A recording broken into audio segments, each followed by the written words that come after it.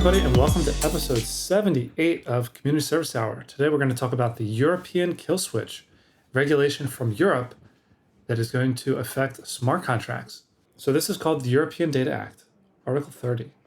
And it's really some broad regulation. I've read some draft opinions against it, blockchain associations in various countries in Europe that are writing to the Commission. So the whole purpose of this, data portability, it's about remember GDPR, right? So GDPR really defined the concept of who is the processor of your data and who is the owner of your data.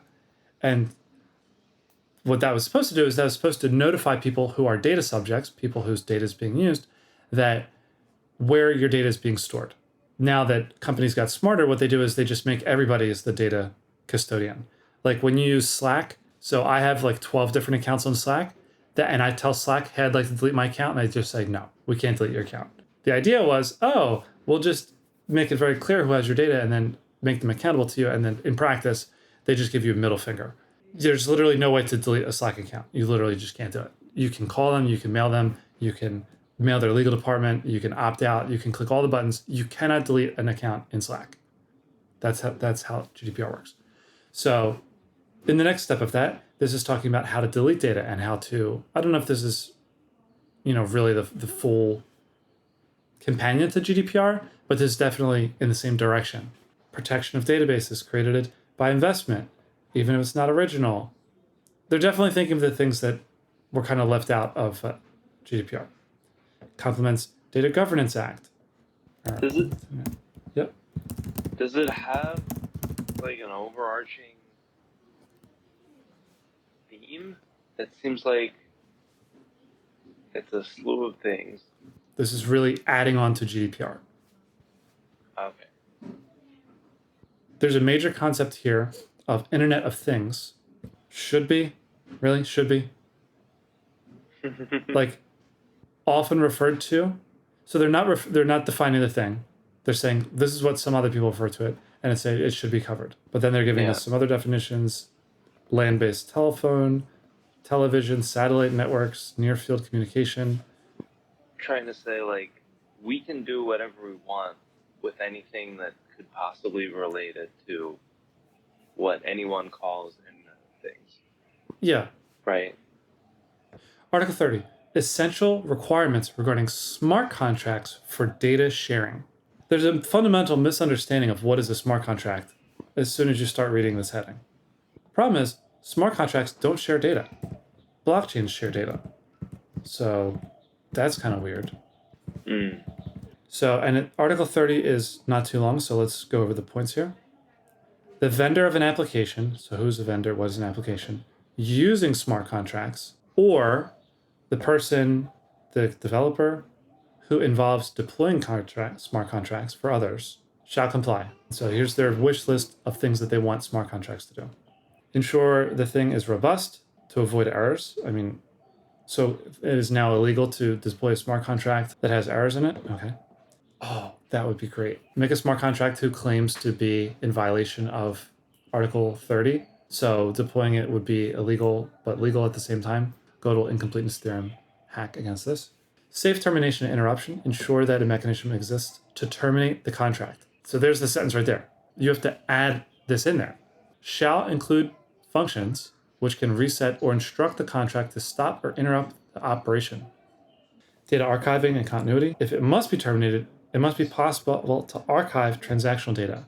The way that smart contracts are used, that's not really a concern. Smart contracts don't use data. Blockchains use data. Access control. A smart contract shall be protected through rigorous access control at the governance and smart contract layers. Shall confirm conformity assessment. So they must audit to confirm that these things are being met and issue a declaration of conformity. So deploying a smart contract requires you to issue a declaration. Okay. So if you deploy a smart contract, then you are liable if it doesn't work as expected. That's what I'm reading.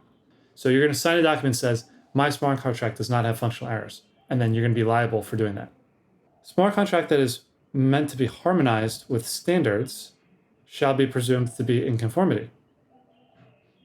So if you're going to publish a standard in the official journal of the European Union, and your smart contract meets those standards, then it shall be presumed to be in conformance with those standards. If we do get a standard drafted and published in the official journal, then you are conformant.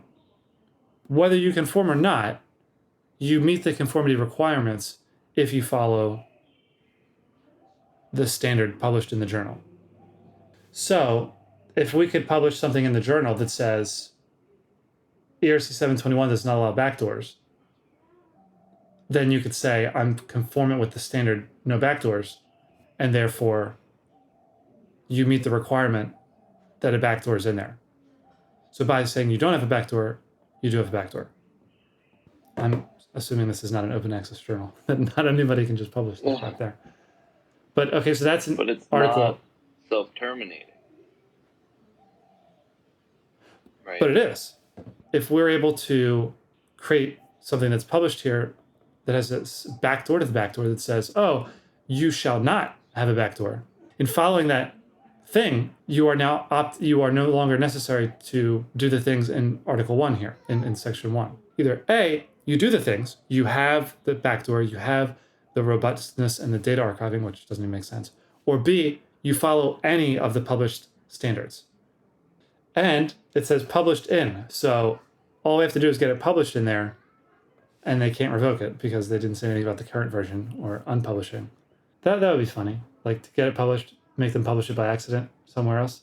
Like attach it as a screenshot to a different thing somewhere in the official journal of the European Union, and then say, oh yeah, remember that thing that was published regarding GMO crops, and there's a screenshot in there. Well, I'm conforming with that, and you can't unpublish it. Nah. So therefore, this doesn't apply to us. I'm also talking with European regulators, and they're going to hear this podcast, and they're going to be like, why are people thinking like this? This is how Americans think of regulation. They're looking for every hole, backdoor, and there's not even that much stuff here, but we're already finding some backdoors and total incompleteness.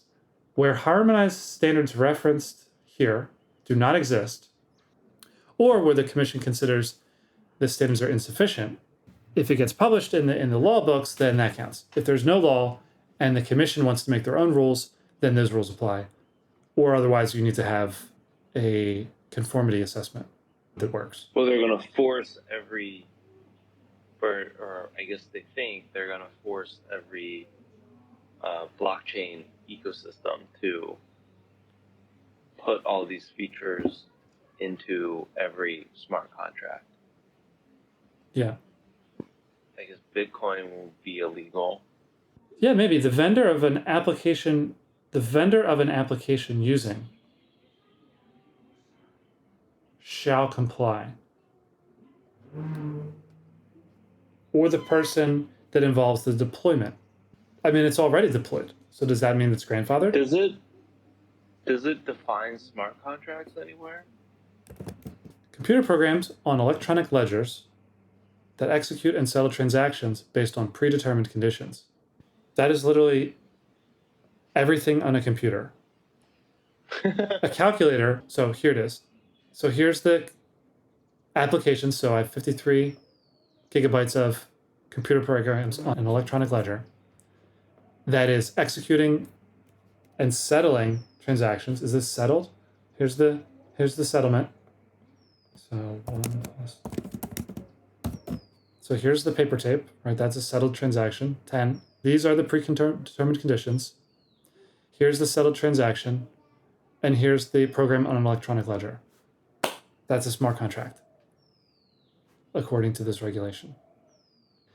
But we don't have to look too much into this. Just because this is a law, there can be other interpretations. And honestly, I'm not an expert on European law.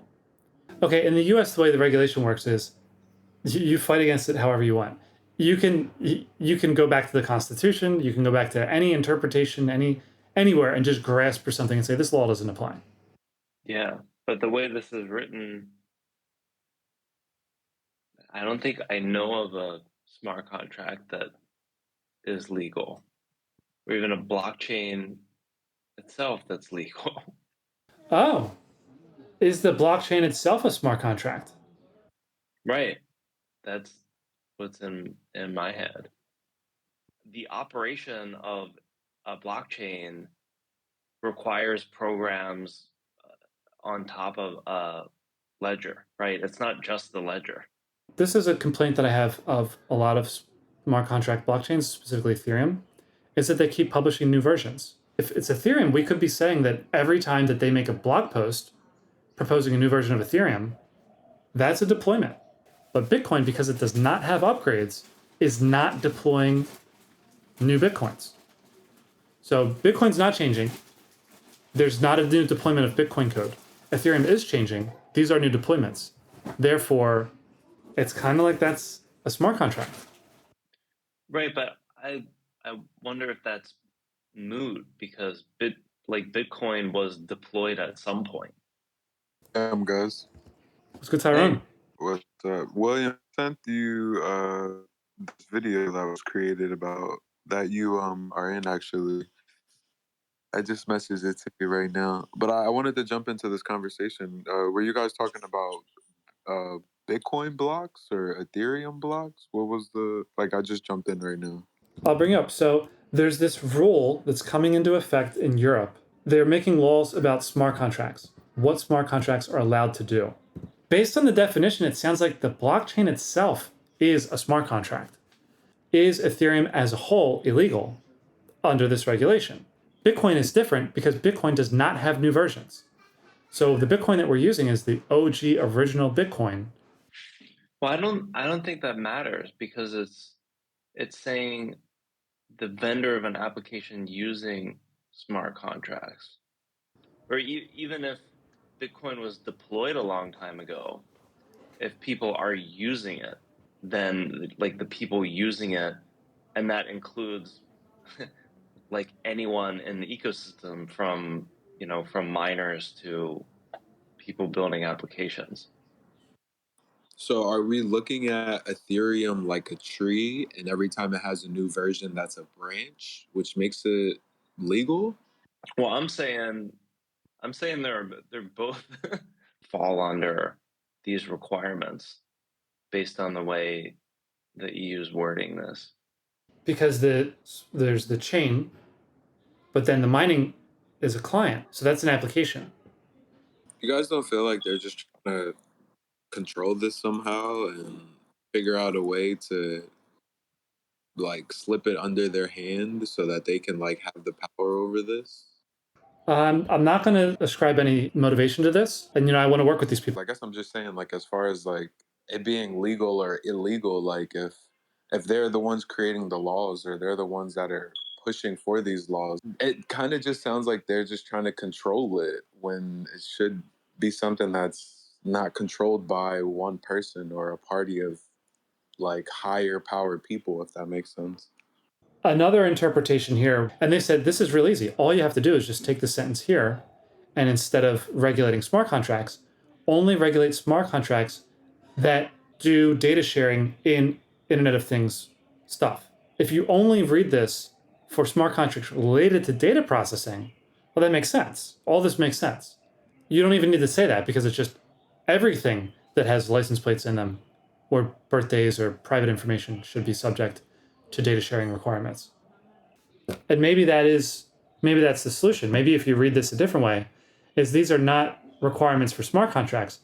They're only requirements for smart contracts that do data sharing. So if the word for is meant to qualify, then it's a lesser sentence. My sense is just like GDPR, they're kind of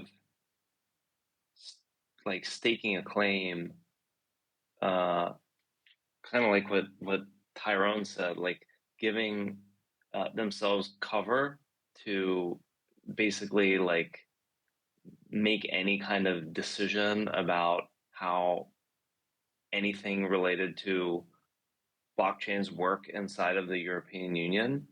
And then when it comes to actually what gets implemented and what is specifically legal and not legal will be determined later on based on individual decisions by regulatory bodies. So here's slide 1. In the future weeks, we will talk about who is controlling it. 我们的家马上不大好了。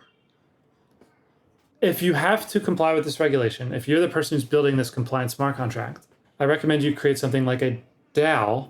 Anything that's not an externally owned account is a DAO. That's one interpretation. Specifically, you should be using a Gnosis safe. So the next question is, if regulators are going to be able to compulse you to do things, there should be another layer there too. So should be some type of owner participation in the DAO that controls the application, and also some type of government participation in the DAO. This is what you don't want. You don't want the government telling the people what to do, and then the people having access to everything. This is how control currently works in the real world. You have access, anybody can tell you what to do, and therefore everybody controls everything.